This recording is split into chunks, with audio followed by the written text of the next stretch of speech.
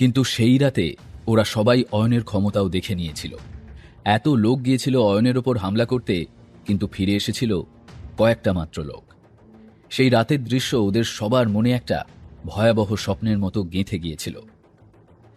10 কোটি টাকার পুরস্কারটা অবশ্য কেউ নিতে পারেনি, কারণ ওদের মধ্যে সেই সাহসী ছিল না। আর সবাই এই বিষয়টা নিজেদের মধ্যেই লুকিয়ে রেখেছিল এবং এই আক্রমণের বিষয়ে কারুর সাথে কখনো কোনো আলোচনাও করেনি।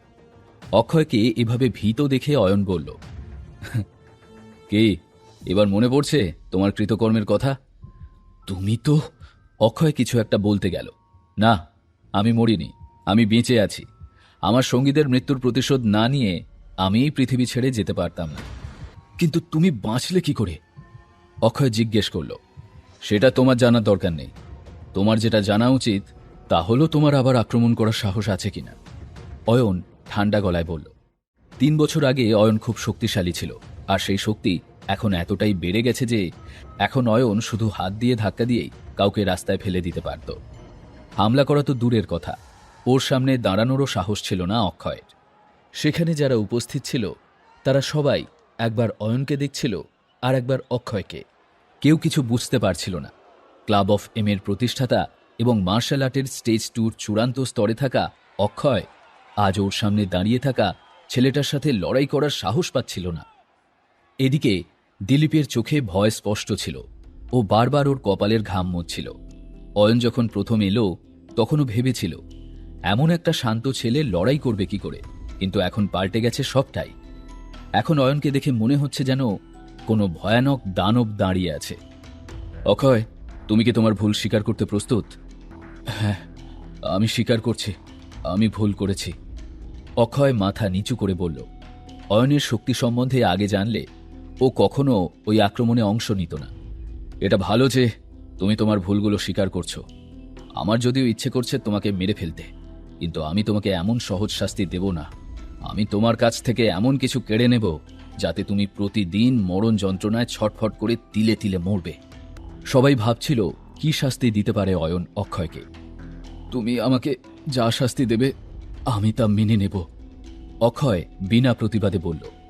আজকের পর থেকে তুমি কখনো মার্শাল আর্ট প্র্যাকটিস করতে পারবে না। যদি সেটা করো এবং যদি আমি তা জানতে পারি, তাহলে মাথায় রেখো আমি তোমাকে ছাড়ব না। একজন স্টেট ট্যুরের মার্শাল আর্ট ফাইটারকে ওর আর্ট প্র্যাকটিস করতে নিষেধ করা মানে তাকে মানসিকভাবে ভেঙে ফেলা। অয়ন অক্ষয়কে একবারে মেরে ফেলা চাইতে প্রতিদিন একটু একটু করে মরে যেতে দেখতে চেয়েছিল। অয়নের এই কথাগুলো শুনে সবাই বিস্মিত হয়ে গেল। অক্ষয়ের জন্য মার্শাল আর্টই ওর সবকিছু ছিল। অক্ষয় কিছু বলতে পারল না, শুধু মাথা নিচু করে বসে থাকল। ওর চোখ দিয়ে জল পড়ছিল। গরুর এমন অবস্থা দেখে অক্ষয়ের অনেক শিক্ষার্থীর রাগ হচ্ছিল খুব। অনেকেই অক্ষয়ের কাছ থেকে অনেক বছর ধরে প্রশিক্ষণ নিচ্ছিল। ওরা অক্ষয়কে নিজের বাবার মতো সম্মান করত, আর আজ এই অয়ন ওদের গরুর সম্মান ছিনিয়ে নিচ্ছে। ওরা চেয়েছিল অয়নকে একটা ভালো শিক্ষা দিক মাস্টার অক্ষয়, কিন্তু ওরা এটাও বুঝতে পারছিল ওদের গুরুর মনের অবস্থা এখন কতটা ভয়ানক হয়ে আছে। আমি আজকের পর থেকে আর কখনো মার্শাল আর্ট প্র্যাকটিস করব না। যদি আমি তা করি, অয়ন রায়চৌধুরী আমাকে যা শাস্তি দেবেন আমি তা মেনে নেব। এই ছিল অক্ষয়ের শেষ কথা। এরপরে অক্ষয় আর কিছু না বলে শুধু বসে রইল। তবে সেই আক্রমণের আসল মাস্টার মাইন্ড ছিল অন্য কেউ। অক্ষয় আর ওর সঙ্গীরা তো শুধু একটা মাধ্যম ছিল। সেই জন্যই অয়নকে প্রাণে না মেরে ছেড়ে দিল। অয়ন জানতে চেয়েছিল কে 10 কোটি টাকার প্রতিশ্রুতি দিয়ে ওকে খুন করতে পাঠিয়েছিল। ও জানত সে নিশ্চয়ই রায়চৌধুরী পরিবারের কেউ। আর যেই হোক না কেন, ওর বাবা রাজদীপ রায়চৌধুরী কোনোভাবেই নন। এই কাজটার পেছনে অন্য কেউ ছিল। অয়ন চলে যাওয়ার আগে একবার ক্লাব অফ এম এবং ব্ল্যাক পাইথন ক্লাবের লোকেদের দিকে তাকালো ভালো করে। সকলে মাথা নিচু করে দাঁড়িয়েছিল অয়নের সামনে, আর সকলেই প্রচণ্ড ভীত ছিল। যখন ও প্রিয়ার দিকে তাকালো তখন দেখল প্রিয়ার মুখের রং ফ্যাকাশে হয়ে গেছে একেবারে। এটা দেখে ওর খুব খারাপ লাগলো। অয়ন কাউকে ভয় দেখাতে এখানে আসেনি, ও এসেছিল শুধু অক্ষয়কে শাস্তি দিতে। আর অয়ন চলে যেতেই প্রিয়ার চোখে জল চলে এলো। মেয়ের কান্নার কারণ ভালোভাবেই জানতেন দিলীপ। প্রিয়া সবসময় বলতো ও খুব শক্তিশালী একজন মানুষকে বিয়ে করবে, কিন্তু অয়নের সঙ্গে সম্পর্ক হওয়াটা প্রিয়ার জন্য ঠিক ছিল না। অয়নের শক্তি ওদের সমস্যায় ফেলতে পারে, তাই ওদের মধ্যে কোনো রকম সম্পর্ক না হওয়াই ভালো। প্রিয়াও এটা ভালো করেই বুঝেছিল, তাই আর চোখের জল সামলাতে পারেনি ও। অয়নকে কম সময়ের মধ্যেই খুব পছন্দ হয়ে গিয়েছিল ওর, আর হয়তো প্রিয়া এর মধ্যেই অয়নের প্রেমেও পড়ে গিয়েছিল। বাবা, ও কি আর কখনো ফিরে আসবে না? প্রিয়া কাঁদতে কাঁদতে জিজ্ঞেস কর।